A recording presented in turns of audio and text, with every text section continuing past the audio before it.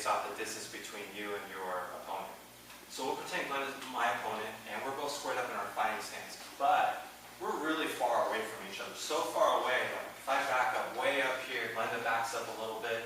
In order for her to punch, kick me, or pretty much do anything, she's going to have to take a really large step, if not a few steps, to be able to attack me, which means I have plenty of time to see it coming. Now, the general rule, and you always hear instructors say, always keep your hands up, always keep your chin down. Well, that's not entirely true. There's a little bit of bullshit behind that. Let me explain why. At this distance, what the fuck? I can stand here like this unless she has like a stick or a gun or some shit. She really can't do anything to me unless she gets closer. So anytime that your neck's a little tired from keeping your chin down, or maybe your shoulders are a little tired from sparring, especially if you've been doing a lot of hard rounds, you're not used to wearing big gloves, your shoulders get fatigued, well, here's your chance to just lift your chin up, shake your arms out, because from this distance, in order for Glenda to attack me, she's going to have to step in. So if Glenda does anything towards me, I'll have plenty of time to see it coming. It's like, do anything you want, Glenda, then I can put my hands up. But if she's out this far away, way far out here, I can relax. I can do anything I want. Now, here's the thing, is, first of all, I'm going to talk about the chin positioning.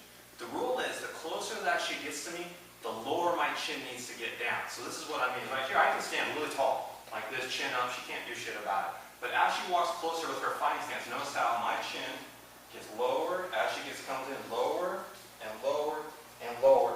And the reason why, the closer she gets to me, the easier it is for her to hit me, and the less time I have to react to be able to see it coming.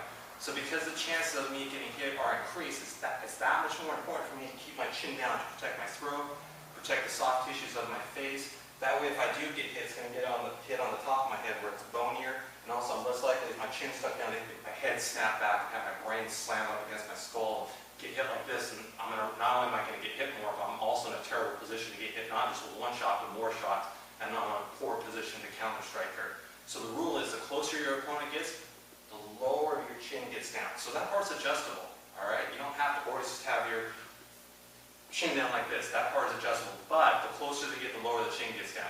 I do see a lot of this crap from beginners. They're training at this distance, they're sitting there like this. This is bullshit. This is obviously, people who do that, I can tell, never sparred a day in their life and never got hit in their face. Trust me, you want to develop good habits now as a beginner, because in the advanced levels, when you start sparring, you don't want to be sitting there like this and getting hit.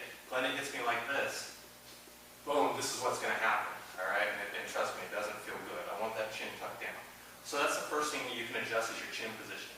Now the second thing you can adjust is the rounding of your back and the rounding of your shoulders. So if Glenda backs way, way up, same thing, I can stand tall, like this, no big deal. I might even be talking my way out of the fight. But as she gets closer, she starts walking in. Notice how my back curves, my shoulders get rounder as my chin tucks down. Okay, this is really important for a few reasons. One, when I round my back and my shoulders, it naturally drops my chin down, so it'll indirectly help with that positioning. But also, it shortens up my torso. When I'm really tall like this, it's hard for me to protect all this, and also the muscles in my abdomen are very relaxed. So if Glenda's able to hit me in the body really hard, it's harder for me to defend. I'm more likely going to get the wind knocked out of me and get injured. So watch out as I round my back, notice how it shortens up the distance here of my torso. It makes it easier for me to keep my elbows tucked into my body to protect that. Also, it indirectly tightens up my abs, so if an attack does slip through and I get hit, I'm less likely to get the wind knocked out of me, or less likely to get injured. And also, when you do this, it makes it easier for you to still keep your hands up. If I'm up really tall like this, it's hard for me to protect my head and my torso at the same time. But as soon as I start rounding my body, notice how my elbows are still in a great position to defend the body, but my hands are still up to protect myself. So once again, that's another rule, is the closer your opponent gets to you, the more you need to round your back, the more you need to hunch your shoulders forward. So a good nickname for this is like a hunchback stance. All right, so that's the next thing that you want to think about.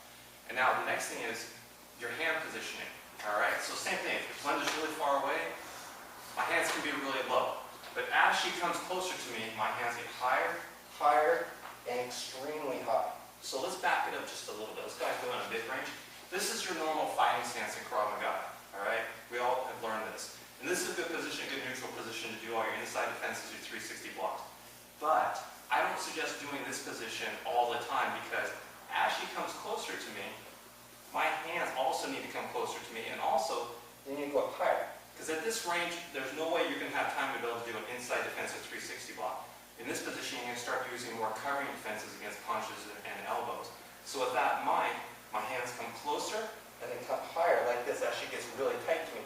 And then from here it's really easy, not only defending quick sneaky punches, but when she's throwing elbows, this is a very better position to cover it from, whereas I can't do inside defenses 360 blocks against that.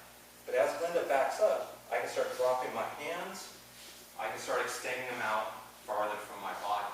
So that part's very adjustable as well. And of course, if she really backs way up in my shoulder pad, I can even start dropping my hands a little bit and loosen them up. This is okay because I'm at a safe distance where she's not going to be able to attack me unless she really steps into it. And if that happens, then I can put my hands back up. Now, the final thing that you can adjust is your leg positioning, all right? When we're this far away, I can stand tall like in a tactical stance. I can just be talking my way out of the fight or whatever, kind of let my legs relax. But you'll notice as she comes closer to me, my stance gets wider and my knees bend more. I need to get more grounded and make my stance more solidified. So as she comes in, notice how what I do with my knees. The closer she gets, the wider my feet get, the more you can see the knees bending through my pants. I need to be very grounded, especially if we're getting into clinching and stuff like this. I need to have a good solid base. I can't be standing tall like this where she can just throw me around and ragdoll me. I need to have my knees bent and really grounded so I'm in a position to fight. As she backs up from me, my knees can start straightening out a little bit. My stance can get a little bit more narrow. If she's really far away, I can practically just stand here, let my legs relax and loosen up. But as she walks in, my stance gets bigger, wider, and deeper. All right, so that's the other thing that you can adjust.